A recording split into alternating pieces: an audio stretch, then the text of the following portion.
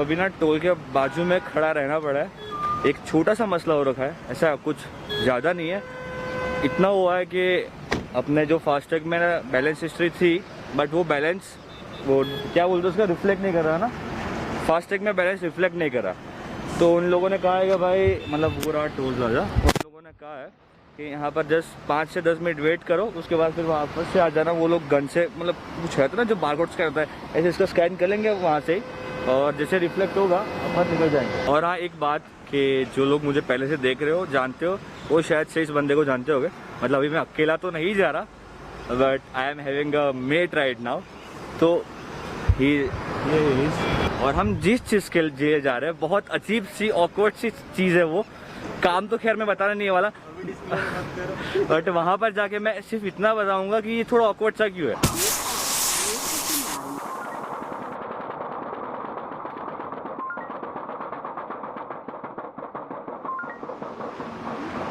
वैसे मैंने एक बार सोचा था कि कभी ऐसा मौका मिल जाए कि हम हाईवे पे जा रहे, मतलब एक्सप्रेस वे पे, और एक्सप्रेस वे पे हमें ऐसे खड़े रहने का मौका मिल जाए।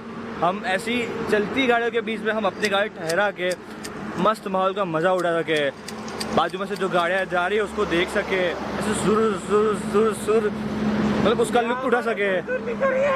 पर मालूम नहीं था कि भगवान इतनी जल्दी सुन लेता है। तो भगवान ने इतनी जल्दी सुन ली, और जो हम अभी हाईवे पे खड़े हैं जान का रिस्क लेके, तो यही कुछ हालत है हमारी। हालत तो इसकी वजह से है, ये जो टायर देख लो पूरा फट गया हुआ है यहाँ पर। ये टायर की जो भाई हालत है, एक फटा मतलब इतनी बुरी तरह से फटा है ना भाई, यहाँ पर मतलब अंदर तक पूरा फट ही गया है।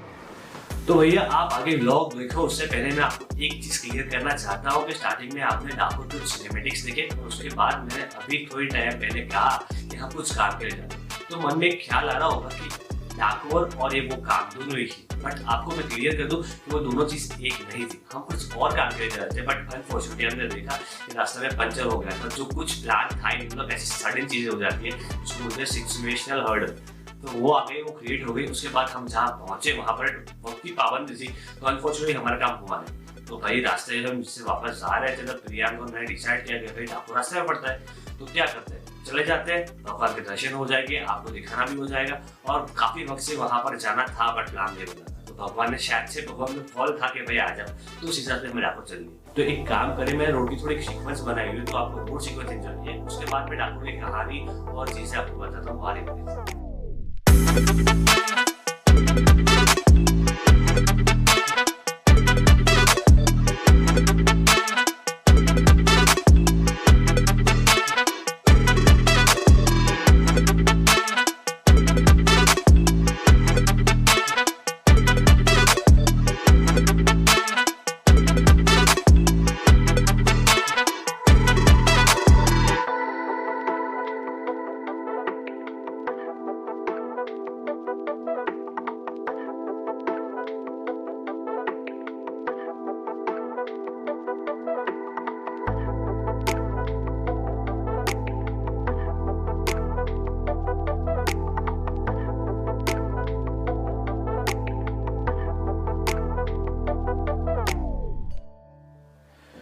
तो भैया हम डाकोर तो पहुंच गए। डाकोर के बारे में आपको मैं और चीजें बताऊं, उससे पहले डाकोर के पीछे एक छोटी सी और एक अच्छी कहानी है, वो आपको बताना मैं चाहता हूँ। तो जो डाकोर की कहानी है, वो पर्टिकुलरली डाकोर में जो मूर्ति कृष्ण भगवान की, उसके पीछे की कहानी है। कहानी कुछ इस तरह से, जो भगवान कृष्ण के बहुत बड़े भक्त है, उनका नाम शायद कुछ बोडार था, जिससे मुझे पता है। तो वो बोडार भक्त हर टाइम पूनम को, जो डाकोर है, डाकोर से द्वारकाधीश पैदल जाते थे, और भगवान के पूनम के दिन भगवान दर्शन करते थे।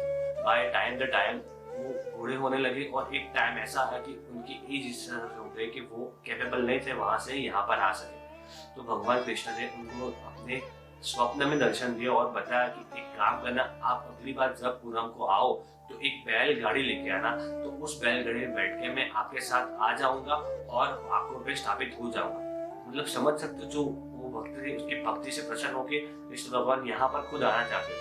तो अगली बार जब पूनम आई, तब वो भक्त बैलगाड़ी लेके गए, और सही में भगवान कृष्ण उनके साथ बैठ के यहाँ पर आए। तो भाई ये कुछ कहानी थी। डिटेल में जानना हो तो बहुत से वीडियोस मिल जाएंगे, आप वहां पे जाके देख सकते हो। और अगर मैं डाकोर की बात करूँ तो डाकोर में काफी चीजें इतनी फेमस है। तो डाकोर के जो भजे समोसे आते हैं, गोटे, हम पुजारी में पर्टिकुलरली जो गोटे है ना, मतलब समोसा जैसे कुछ आते स्टफिंग रहता है, वो गोटे वहाँ के बहुत फेमस है। वहाँ का जो दही है, मतलब वो इतना प्लेजेंट नहीं है ना। जब लोग कहते हैं डाकोर गए और वहाँ के वो दही और गोटे ना गए तो क्या डाकोर गए, उसी तरह से सेम वे में उसकी मिठाई है। डाकोर की जो प्रसाद है ना, वो प्रसाद इतना, मतलब उसको मैं बयान नहीं कर सकता, इतना डिलीशियस प्रसाद रहता है वहाँ का।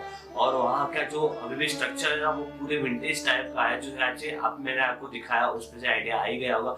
और एक चीज के जहाँ डाकोर में बाजार भरता है ना, वो बाजार रोज भरता है। और वहाँ पे कुछ कितनी ऐसी चीजें हैं कि जो वहाँ पे मैन्युफैक्चरिंग होती है, वहाँ से नेशनल और इंटरनेशनल लेवल पे एक्सपोर्ट भी होती है। और वहाँ पर डाकोर में जो म्यूजिकल इंस्ट्रूमेंट होते हैं, क्लासिकल सितार, वादक, और वहाँ पे मैन्युफैक्चर भी होते हैं, बनते भी, और लोग वहाँ से लेके भी जाते हैं। तो यही कुछ था डाकोर के बारे में। और जो डाकोर है ना, वो गोमती कुंड के पास में स्थापित है। और उस कुंड के पास में ना भगवान शिव जी का भी एक मंदिर है, कुछ डंकनाथ महादेव नाम से मंदिर है। और उसके पीछे भी कहानी थी, खैर मुझे पता नहीं है, मैं जानने के ट्राई करूंगा, अगर मिली तो कोई आगे वाले लोगों में बता दूंगा। तो बस इसी तरह से कहानी थी।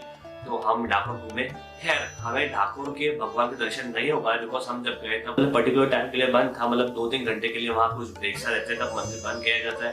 तो हम उस टाइम में गए, तो हम भगवान का दर्शन तो नहीं कर सके, बट हाँ हमने वहाँ एंजॉय किया। और जब भी कोई भगवान के नाम जाने तो वाइब आते हैं, तो वो वाइब लेके हम वापस आए। तो बस इतना सा ही ब्लॉग था। आई होप आपको ये वाला ब्लॉग पसंद आया होगा। पसंद आया तो लाइक करिए, नए सब्सक्राइब करिए, और ज्यादा अच्छा तो प्लीज कमेंट करिए और शेयर करिए। तो अच्छा इतना रखता हूँ, मिलते हैं नेक्स्ट वीडियो। तब तक आप अपने पास रहे, साथ रहे, खास रहे, आवाज रहे, मुस्कुराते देखते मैं ब्लॉग सुनते परेशान। और हाँ, लोग बहुत कम आ रहे हैं, उसके पीछे भी एक वजह है, वो वजह शायद से कुछ और लोग भी बता दूंगा। तो बट आज के लिए इतना रखते हैं, मिलते हैं नेक्स्ट वीडियो। तक के लिए बाय।